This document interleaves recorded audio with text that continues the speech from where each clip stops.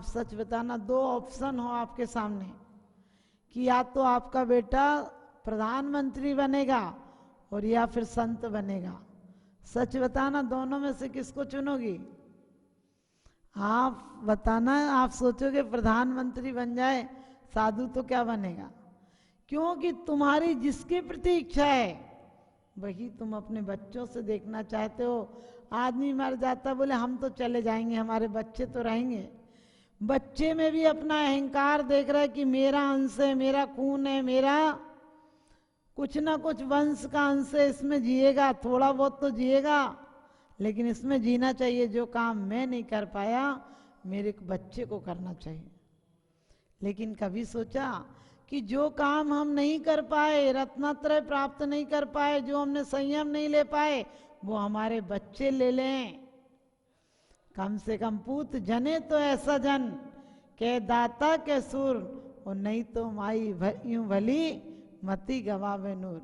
कहते हैं कि वास्तव में पूत जने तो ऐसा जन, तीर्थंकर की माता एक बेटा पैदा करती है लेकिन जगत जननी हो जाती है। क्योंकि कहते हैं सौ सौ माता सौ सौ सुत को जनती रहती सौ सौ ठौर, तुमसे सुत को जनने वाली जननी महती क्या है और। तारा गण को सर्व दिशाएं धरे नहीं कोई खाली, पूर्व दिशा ही पूर्ण प्रतापी दिनपति को जनने वाली। पूर्व दिशा एक ही पैदा करती है, लेकिन सूरज को पैदा करती है जो जगत के अंधकार को मिटा देता है, जगत में शुभ संचार कर देता है। लोग सुबह सुबह परमात्मा का नाम लेते हैं, अपने व्यापारों पर जाते हैं और शाम होते ही घर में लौटकर प्रमाद में ग्रसित हो जाते हैं, सो जाते हैं। हम और आप तो प्रमाद में ही, प्रमाद को नहीं सुलाया, प्रमाद में सो जाते हैं। यानी आलस अलसाए अलसाए मंदिर आ जाते हैं, अलसाए अलसाए सामायिक हो जाती है, पूजन पाठ सब हो जाता है, लेकिन उत्साह नहीं होता है हमारे अंदर। ये नहीं होता है कि परमात्मा कितना पुण्य किया होगा जो 5 पापों से हटकर 5 अणुव्रति का मौका मिला है, 4 कसायों से हटकर 4 आराधना का मौका मिला है, 4 विखता से हटकर मैत्री प्रमोद और कारुण्य आदि का मौका मिला है, प्रसम संवेग अनुकंपा और आस्तिक लाने का मौका मिला है। लोग कहते हैं सब चीज होती क्या है? हमने कहा जितना धर्म होता है वो सब स्वभाव में आने का होता है। प्रसम यानी हमेशा प्रसन्नता रखना, किसी पर मुस्कुराना मत। लोगों को हंसी कब आती है? लड़खड़ाते दौर पर हंसना बड़ा आसान है, लड़खड़ाते दौर पर हंसना बड़ा आसान है, गिरते हुए को थाम ले होता वही इंसान है। हंसी कितना खतरा कराती है।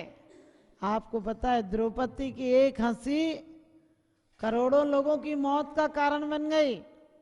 18 दिन के युद्ध में करोड़ों लोग मर गए। सोच कर देखना, एक हंसी। हंसना हो तो अपने आप पे हंसी लाना कि हमने कितने पाप किए, कितनी बेवकूफी की है। कहते हैं कि जिसको समझते थे मसीहा वो द्वार पर लटका गया, जिसको समझे थे मसीहा वो द्वार पर लटका गया। आप कहकर मत बुलाओ ये आस्तीन के सांप हैं। ये वास्तव में जिनको हम अपना समझ रहे थे। मैंने हवा के शौक से खोली थी खिड़कियां, मैंने हवा के शौक से खोली थी खिड़कियां, सारी गली का गंध मेरे घर में आ गया। हमने किस उम्मीद से जीवन पाया था, कितनी कस्में वादे किए थे, भगवान एक बार मुझे मौका देना, उसके बाद कभी दोबारा संसार में नहीं आऊंगा। बहुत रो बिलख कर ये जिंदगी पाई थी, लेकिन क्या किया इसको उपयोग में? इसको वही किया जो आज तक किया था। क्योंकि कहते हैं आज तक हमने 8 गुणों का पालन भी कर लेते। दोष रहते गुण सहित सुदीजे, सम्यक दर्श सजे हैं, चारित मोह बस लीस न संयम पे सुरनाथ जजे हैं। क्योंकि 8 गुण भी प्राप्त कर लेते तो हमें संसार में, संसार का नाश शुरुआत हो जाती, हमारे एक कदम बढ़ जाते।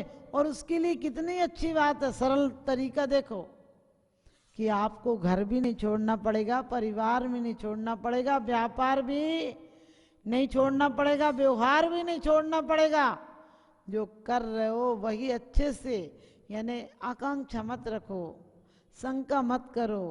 किसी को देखकर, धर्मात्माओं को देखकर, परिवार के बुजुर्ग लोगों को देखकर ग्लानि मत करो, तो तुम्हारे परिवार में प्रेम बढ़ जाएगा।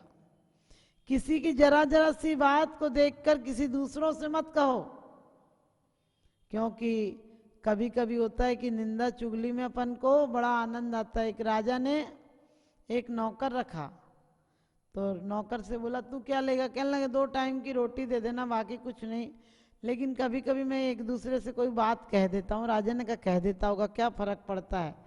तो राजा के यहाँ वो 1 साल नौकरी को हो गया था। एक दिन रानी से बोले राजा तो पूरा नमक का पहाड़ है, तू क्यों रह रही है इसके साथ? और राजा से बोले वो तो पूरी नागिन है, तुम्हें डसना चाहती है, देख लेना एक आध दिन वो तुम्हें डस ही लेगी। अब राजा ने कहा कैसे? तो बोले देख लेना। और रानी से बोला कि तुम चख के देखो। तो कहते हैं रानी ने जैसे ही राजा का हाथ मुख में लिया, और राजा को याद आ गई कि सही कह रहा था, ये डस लेगी। तो राजा ने उसे 2-3 थप्पड़ मार दिए। बोले तू मुझे खाना चाहती है? कहने लगे तुम तो नमक के पहाड़ हो। बोले फिर बाद में बहुत लड़ाई बढ़ गई, जब हो गया कि मैं तो अपने मायके जा रही हूँ। तब राजा ने कहा कि आज तक तो तूने ऐसा किया नहीं, ऐसा क्या हो गया तुझे, तू इतनी कलह कर रही है? तो रानी ने कहा जाते जाते आपको बता के ही जा रही हूँ, उस नौकर ने मुझसे ऐसा कहा था। राजा बोला उससे इतना तो मुझसे कहा था, तो मुझे तुझ पे शंका हो गई। आप समझो, एक एक नौकर हैं, इंद्रियां भी हमारी नौकर हैं, रोज हमें भड़काती हैं कि आत्म ध्यान में कुछ नहीं रखा, पूजा पाठ में कुछ नहीं रखा, बार बार यही शिक्षा देती है क्या पाया तुमने। ये कभी नहीं कहती है कि मन को आज तक लगाया नहीं, हमने इंद्रियों के नौकर रख लिए हैं, जो सस्ते नौकर हैं। कहते हैं जो इंद्रियों के दास हैं वो दुनिया के दास, और जिनकी इंद्रिय दास हैं वो ही खासम खास जो इंद्रियों के दास हैं। हमने कैसी गुलामी कर ली है। हमने कहा था कि इंद्रियां, व्रत, संयम आदि हमारी सीढ़ियां हैं, ये पुण्य की सीढ़ी से परमात्मा की मंजिल तक पहुंचा जाता है, लेकिन हम तो सीढ़ियों पर अटक के रह गए। एक मित्र आया, कहने लगा भाई मैंने तो सोचा था तुम 15 दिन में आओगे, तुम तो 8 दिन में आ गए। उसने कहा हाँ 8 दिन में आ गया, मेरा घोड़ा मुझे जल्दी ले आया। तो कहने लगा तुम्हारा घोड़ा कहाँ है? कहने लगा वहाँ नीचे बंधा हुआ है। कहने लगा उसकी अच्छे से खिला पिला दूं, तुम्हें ले आया, तुमने मेरे से मिला दिया, मेरा तो बहुत मन कर रहा था तुमसे मिलने का, तो मैं घोड़े को धन्यवाद दे आता हूँ और उसे कुछ खिला पिला आता हूँ। पता चला अपने मित्र को वो बाहर से कुंडी बंद कर गया, और गया तो 8 दिन तक लौटा ही नहीं, मित्र के पास लौटा नहीं, घोड़े की सेवा करता रहा, घोड़े को खिलाता रहा, पिलाता रहा, उसे मालिश करता रहा, और लौटा ही नहीं। वहाँ घोड़ा तो हृष्ट-पुष्ट हो गया, यहाँ मित्र मर गया। हमारी हालत भी ऐसे ही है। हम भी यहाँ तक आए हैं, कोई पुण्य ले आया, लेकिन पुण्य रूपी मित्र से ये नहीं सोचा ये आया है तो इससे तो मिल ले, पुण्य का उपयोग और पुण्य बढ़ाने में कर ले। लेकिन पुण्य का उपयोग उन इंद्रिय रूपी घोड़ों को, जो यहाँ तक इंद्रियां प्राप्त हुई थी, लाई थी, दुर्लभ है निगोद से सावर अर्थ रसगत पानी, नर काया को सुरपति तरसें।